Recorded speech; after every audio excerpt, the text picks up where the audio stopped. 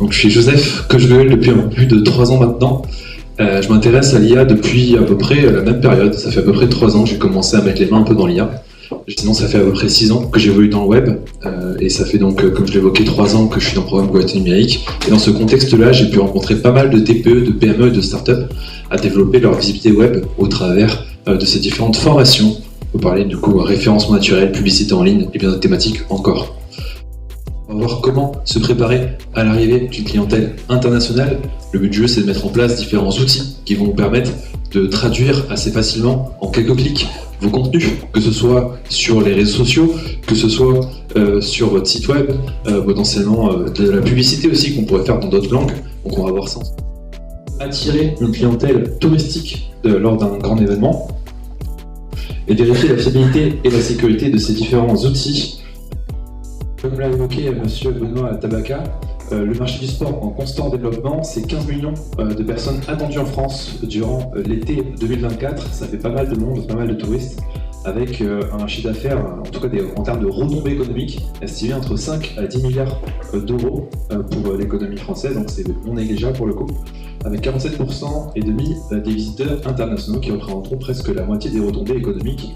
D'où l'intérêt de pouvoir adapter votre façon de communiquer au travers des réseaux sociaux, au travers des sites web et des publicités potentielles que vous utilisez pour pouvoir être accessible au plus grand nombre. Préparer à l'arrivée d'une clientèle internationale en commençant par traduire son site internet. Avec différents outils, il y a la façon manuelle de créer justement un site multilingue. On a une personne, on en a parlé tout à l'heure du coup avec notamment DeepL, la personne référente du coup sur le tourisme, qui a précisé qu'effectivement c'est une technologie qui est assez intéressante pour pouvoir traduire du contenu en anglais. Petit retour sur DeepL, Google Traduction qui est présent aussi si vous utilisez le navigateur Chrome nativement, vous pouvez traduire les sites web en un clic. Ça aussi c'est assez intéressant en termes d'accessibilité, ou encore Linguin, qui d'ailleurs, sauf de ma part, possède DeepL. Chaque technologie que vous allez utiliser pour créer votre site web, ou le maintenir si vous en avez déjà un, prévoit en général cette dimension multilingue. Il y a souvent des extensions, alors vous avez différentes plateformes que l'on va voir ensemble. Si on est dans le secteur du tourisme, métier de bouche ou autre, on va voir la fourchette, The Fork, traduit aussi également automatiquement en anglais, qui est un outil assez intéressant. On travaille dans la restauration pour être visible auprès d'une audience internationale. Vous allez avoir des outils comme Yelp, très utilisés aux USA.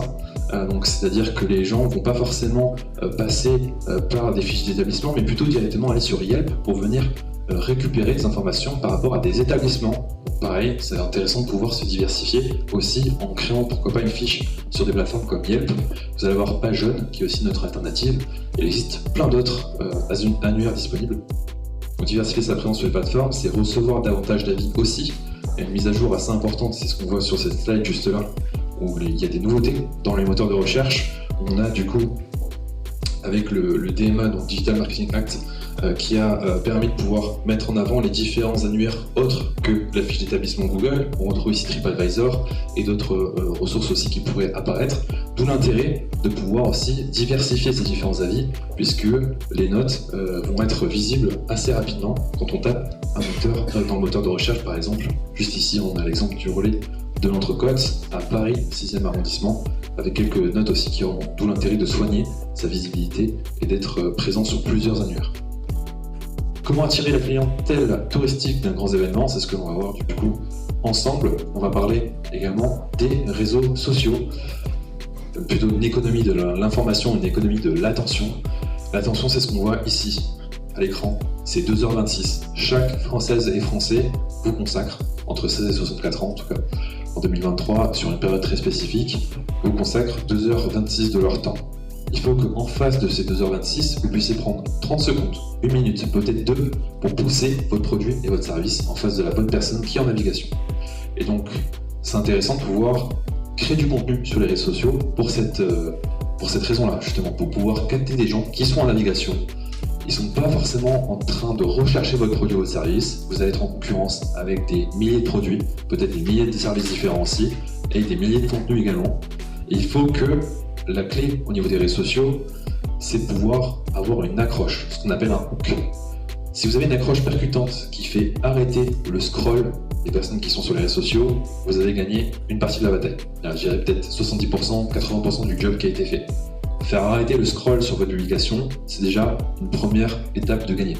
Ensuite, il faut faire rester la personne, puis in fine, cliquer potentiellement sur un lien que vous avez dans votre publication pour être redirigé sur ce qui vous intéresse, une fiche produit si vous êtes un e-commerçant, ou pourquoi pas un formulaire de demande de devis par exemple si vous êtes dans la prestation de service. Donc 2h26, c'est cette enveloppe de temps que les Françaises et les Français vous consacrent.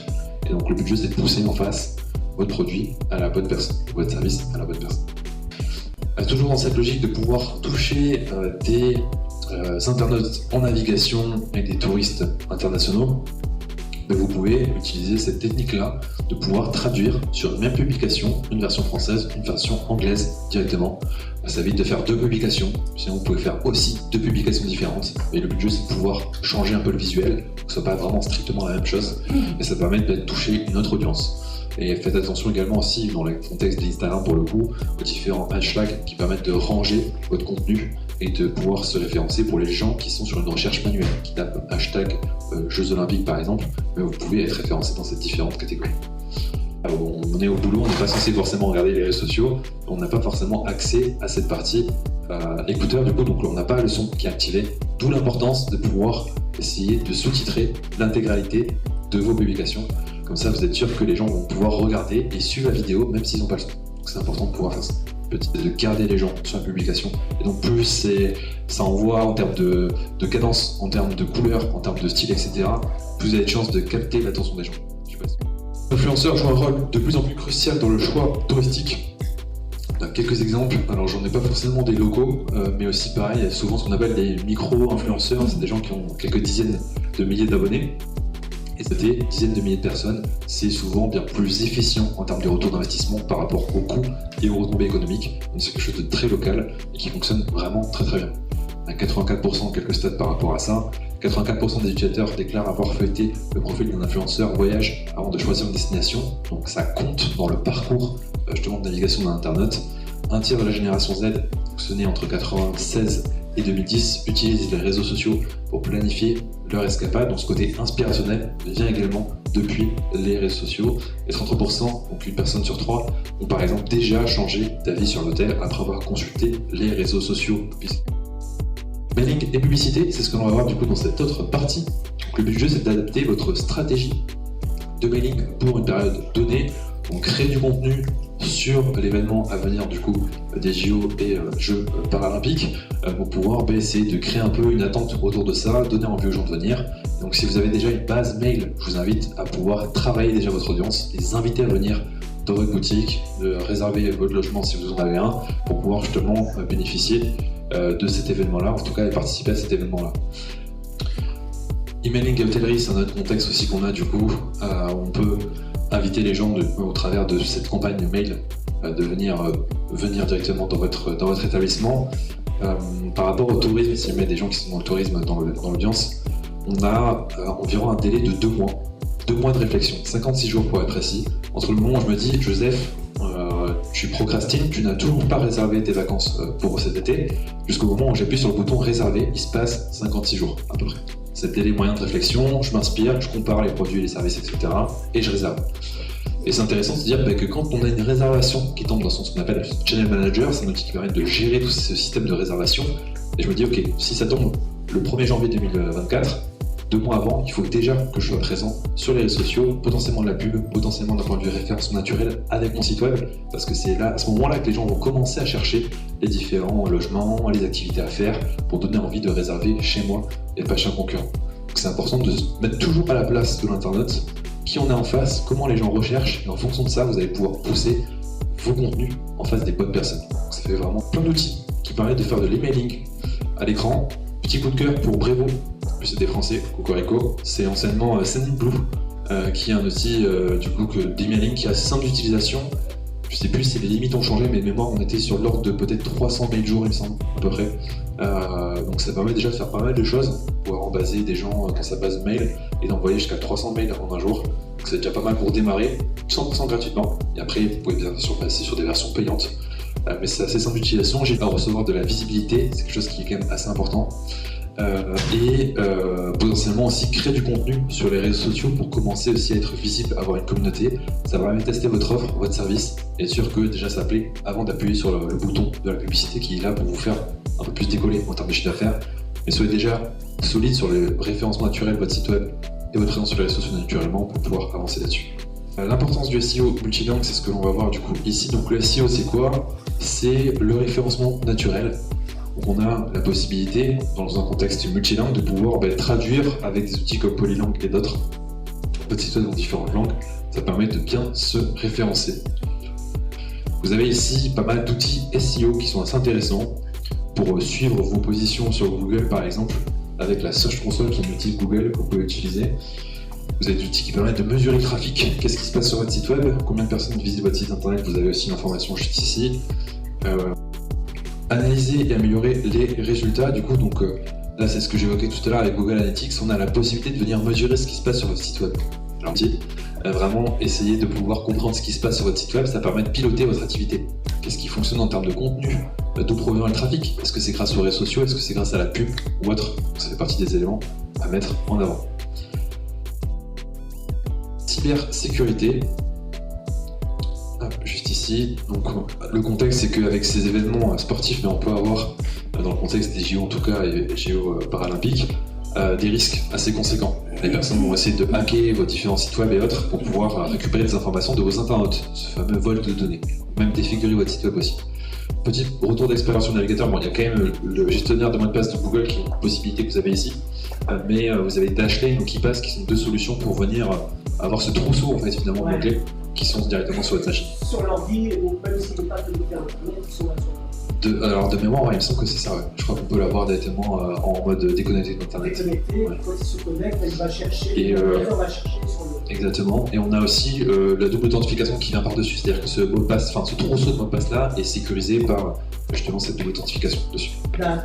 Sur cette partie mise à jour de logiciel, et puis après je vais vous libérer. Alors, en gros, on a donc la possibilité que ce soit sur vos applications, sur vos systèmes d'exploitation, de toujours bien mettre à jour, c'est hyper important, puisque une extension connectée à un WordPress qui n'est pas mise à jour depuis quelques mois peut représenter une faille de sécurité.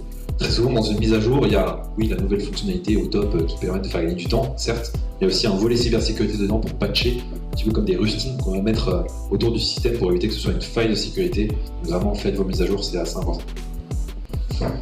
Et dernier backup, c'est-à-dire les sauvegardes régulières, la règle des 3-2-1, 3 sauvegardes de supports différents, dont un externe sur votre lieu de vie ou votre entreprise. Je ne sais pas si vous avez, si vous vous rappelez, je crois que c'était en 2021, OVH qui a brûlé le coup, qu'il y avait des personnes qui ont perdu 2-3 ans de boulot parce que justement leur seule sauvegarde c'était chez OVH et ça a brûlé. Donc ça, faut pas que ça arrive. Et du coup, ce qu'il faut, c'est mettre ce principe de 3-2-1. Donc 3 sauvegardes, 2 supports différents, un externe à l'entreprise. On peut mettre ça sur un Dropbox, sur un Google Drive, sur ce que vous voulez, mais ayez des sauvegardes qui peuvent faire ça pour vous et avec des temporalités différentes. Celle qui sera sur Dropbox, ce sera tous les mois. Celle qui sera sur, je sais pas moi, sur mon Google Drive, ce sera une fois par semaine. Et comme ça, en fait, on a différents types de sauvegardes avec différentes temporalités. Et si jamais on a un petit malin qui se met sur votre site web, qui s'active pas tout de suite, parce qu'il met un virus justement juste sur votre site web, il peut attendre qu'il y ait une sauvegarde qui soit faite pour venir infecter là où vous avez sauvegardé, et quand vous avez différentes temporalités sur différents supports, vous n'allez pas perdre toutes vos sauvegardes non plus. Donc, il y en a qui sont assez malins, ils vont infiltrer votre site web, ils vont se mettre en veille, ils vont attendre qu'il y ait une sauvegarde pour ensuite infecter le reste, donc attention à ça, ça permet d'avoir des systèmes justement, c'est une histoire de risque en fait, un management de risque par rapport à ça. Et on arrive du coup à la toute fin.